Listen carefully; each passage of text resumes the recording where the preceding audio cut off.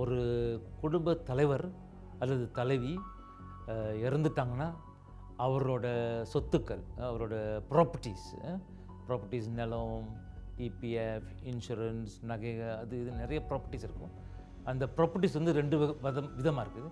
ஒன்று வந்து மூவபிள்ஸ், இன்னொன்று வந்து இம்மூவபிள்ஸ். இம்மூவபிள்ஸ்னால் நவுத்த முடியாதது, அது நிலம் அதுன்னு சொல்லுவாங்க. நவுத்த முடியுது வந்து ஜுவல்லரிஸ், பேங்கில் உள்ள சேவிங்ஸ், பேங்க்ஸ் அக்கௌண்ட்டில் உள்ள காசுங்க. அதான் இப்போ ஒருத்தர் இறந்துட்டாருன்னா அவரோட சொத்துக்கள் என்ன பிரச்சனை, உயில் இருந்ததுன்னா பிரச்சனை இல்லை, உயில் பிரகாரம் அது செய்தாகணும், பிரிச்சாகணும். ஆனால் அவருக்கு உயில் இல்லைன்னா, அவருக்கு வந்து மனைவி மட்டும்தான் இருந்தாங்கன்னா அவர் இறக்கும்போது, ஏன்னா இம்மீடியட் ஃபேமிலி மெம்பர்ஸ் தான் பார்ப்பாங்க. இம்மீடியட் ஃபேமிலி மெம்பர்ஸ்னால் மனைவி, அப்பா, அம்மா, பிள்ளைங்க, அதான் அவங்க தான் முக்கியமாக இம்மீடியட் ஃபேமிலி மெம்பர்ஸ். ஸோ ஒருத்தர் இறந்துட்டாருன்னா அவருக்கு மனைவி மட்டும்தான் இருந்தாங்க, அப்பா இல்லை, பிள்ளைங்க இல்லை. அப்படின்னா மனைவிக்கு 100%, மனைவி மட்டும் இருந்தால் 100%. அப்படி அவர் இறந்துட்டாருன்னா அவருக்கு மனைவி, அப்புறம் அவருக்கு அம்மா அப்பா, அதாவது அவரோட மனைவியோட மாமனார் மாமியார், அதாவது இறந்தவரோட அம்மா அப்பா இருந்தாங்கன்னா மனைவிக்கு 50%, அவரோட பெற்றோர்களுக்கு 50%.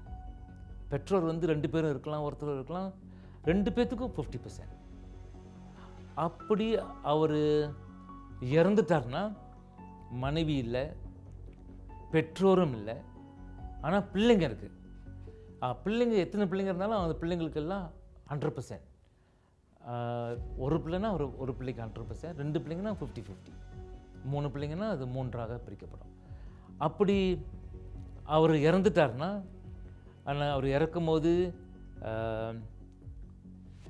அம்மா அப்பா தான், மனைவி இல்லை, பிள்ளைங்களும் இல்லை, அவர் பெற்றோர் தான் இருக்கிறாங்க. அப்போ பெற்றோர் மட்டும் இருந்தால் அவங்க பெற்றோருக்கு 100%. இன்னொரு வகையில் வந்து அப்படி அவர் இறந்துட்டார்னா அவருக்கு பெற்றோருங்க இல்லை, மனைவி இருக்கிறாங்க, பிள்ளைங்களும் இருக்கிறாங்க. இப்போ மனைவி இருந்தாங்களா அவங்களுக்கு வந்து 1/3, 3ல் ஒரு பாகம், 1/3. அப்படி பிள்ளைங்களுக்கு பேலன்ஸ், அந்த 3ல் 2 பாகம் வந்து பிள்ளைங்களுக்கு. அவருக்கு வந்து மனைவி, பிள்ளைங்க, பெற்றோர்களும் இருக்கிறாங்க. ஸோ மனைவிக்கு வந்து 4ல் ஒரு பங்கு, குவார்ட்டர்.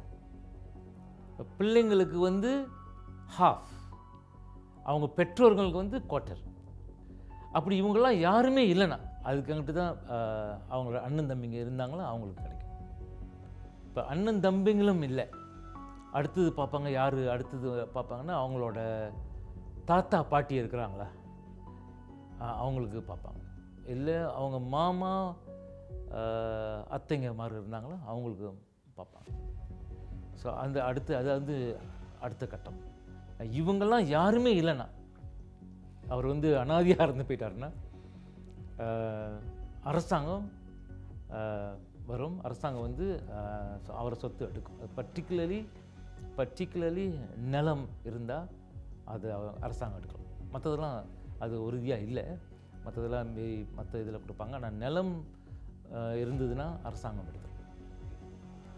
வீடு வந்து கன்சிடர்ட் அண்டர் லேண்ட், நிலம், வீடு வந்து அரசாங்கம். ஸோ இதான் சட்டத்தில் இருக்குது. ஆனால் உயில் இருந்தால் உயில் பிரகாரம், உயிலில் வந்து எல்லாத்தையும் கரெக்டாக இருந்ததுன்னா உயில் பிரகாரம். ஆனால் அது கூட நிறைய பேர் அதை கான்டெஸ்ட் பண்ணலாம், அந்த உயில் வந்து சரியில்லை. அப்படி வந்து உயில் வந்து தள்ளுபடி பண்ணிட்டாங்கன்னா இந்த முறையாக தான் செய்யணும். ஸோ இந்த முறைனா மனைவி, இறந்தவரோட பெற்றோர், பிள்ளைங்க, இவங்க தான் முத பார்ப்பாங்க. மனைவி இறந்துட்டாங்கன்னா இதே தான். ஒரு மனைவி குடும்பத்தில் இறந்துட்டாங்கன்னா அவரோட கணவருக்கு, கணவர் மட்டும்தான் இருந்தாருன்னா கணவருக்கு 100%. மனைவி இறந்துட்டாங்கன்னா கணவர் மட்டும்தான் இருக்கிறாரு அப்படின்னா அவருக்கு 100%. அப்புறம் மனைவி இறந்துட்டாங்கன்னா மனைவிக்கு வந்து கணவர் இருக்கிறாரு, அவங்க மனைவிக்கு வந்து அவங்க பெற்றோர் இருக்கிறாங்க. அதாவது இந்த கணவரோட மாமனார் மாமியார், அது மனைவியோட அம்மா அப்பா, அவங்க 2 பேர் இருந்தாங்கன்னா, அதாவது யாராவது ஒரு ஆள் இருந்தாங்கன்னா கணவருக்கு 50%, கணவரோட மாமியார் மாமனாருக்கு 50%.